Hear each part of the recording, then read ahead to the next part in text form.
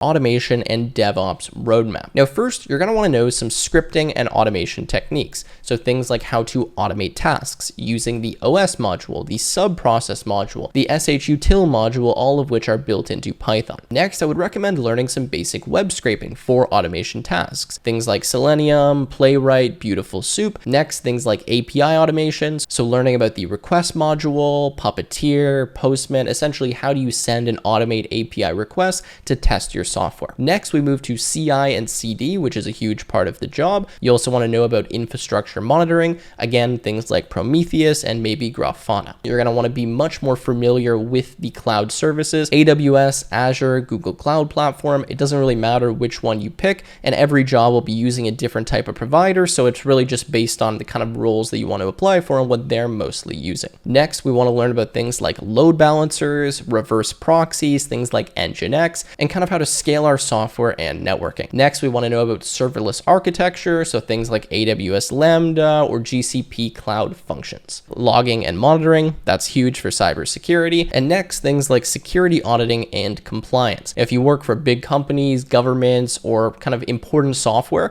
a lot of times you will need to meet certain security requirements and you'll have rules and regulations that you'll need to follow.